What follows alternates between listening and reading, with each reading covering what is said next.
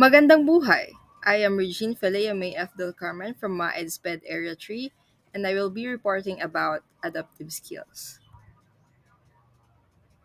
Here is the content of my report. What are adaptive skills? Why are adaptive skills important? Types of adaptive skills and types of adaptive skills in special education. Let's start. What are adaptive skills? Adaptive skills are essential for a child to master in order to be a successful adult. These are skills for everyday life.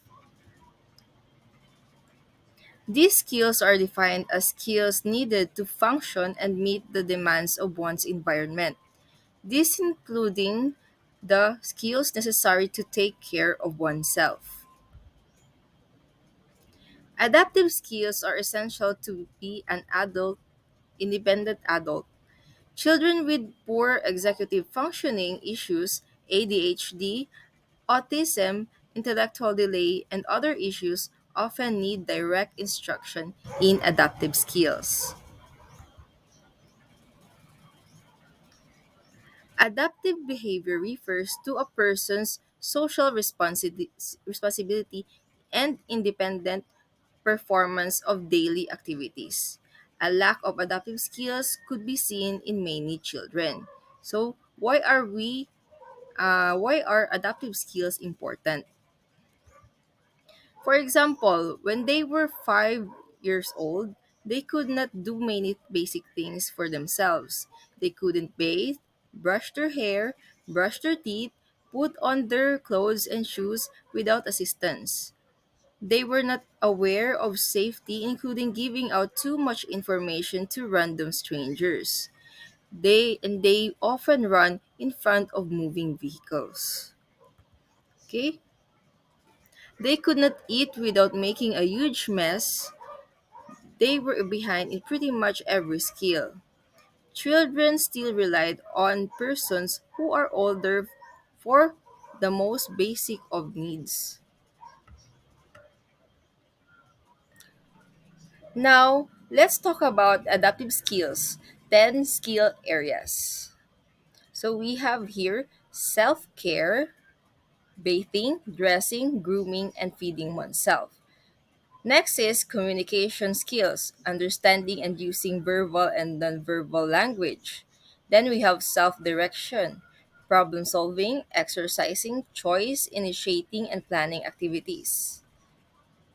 Next is social skills. So the children who should maintain interpersonal relationships, understanding emotions and social cues, understanding fairness and honesty, obeying rules and laws.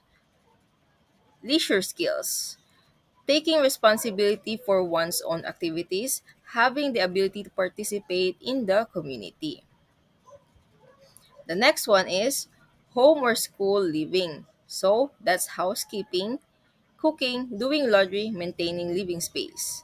The next one is functional academics, using reading, writing, and math skills in everyday life.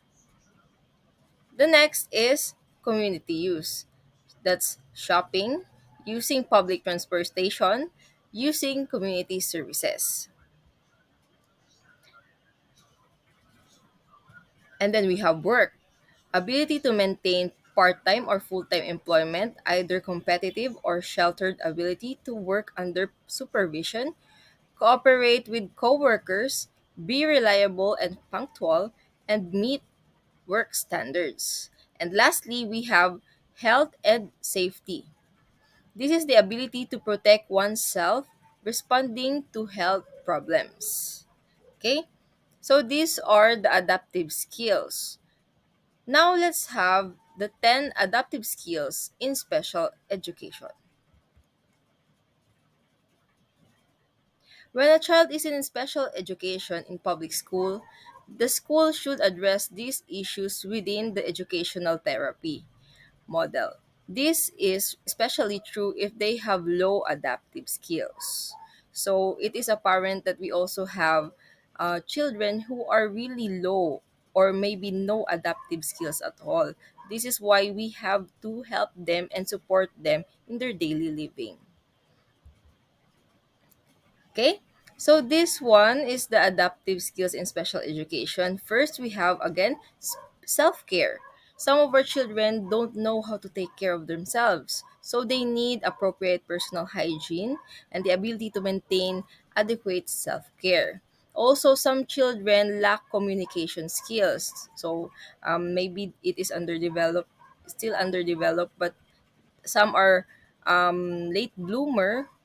Okay, communication skills are more more of communication with others, ability to verbally communicate, ability to use written communication, appropriate listening, comprehension, adequate receptive communication, including adequate vocabulary knowledge. Next, we have self-direction. This is the ability to work as independent as peers in the educational setting. This is able to self-correct inappropriate behavior, ability to plan and organize tasks, activities, and at the same level as peers. So another one is we have social skills, appropriate interaction with peers, appropriate interaction with adults, ability to understand and social interaction. So some of our kids lack social skills. No, they are terribly shy, and they want to be alone. No, so we need to understand them and help them in coping up in these scenarios. And then next one, we have leisure skills. Able to spend free time or play time independently, ability to follow rules, take turns, and interact appropriately with other peers. Then we also have home or school living.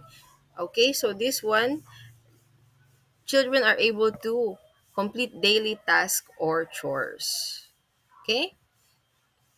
The next one, we have functional academics, able to have functional reading skills, so that's less than 2 grade levels behind. Able to have functional math skills, less than 2 grade levels behind. And able to have a functional skills in writing, less than 2 grade levels behind. The next one, we have community use. This is able to move about in the school community setting with little to no supervision. So some of our learners need some more aid on this one because they can move, especially those who are um, impaired in their mobility. No? Okay. So appears to understand school community rules and can follow the rules within the minimal violations. Okay, so for the last one, we have health and safety. Ability to avoid dangerous situations, understands personal health and safety issues, lack of ability to advocate for oneself when injured or ill. Okay, so our learners have needs, the special needs, and one of them is the need to know and to learn adaptive skills. So they would be independent in the community. But in some severe cases, um, learners um, they might not be able to learn these skills. So adults or the older ones should be in support of them. Okay, so that would be all for my report. This is my reference.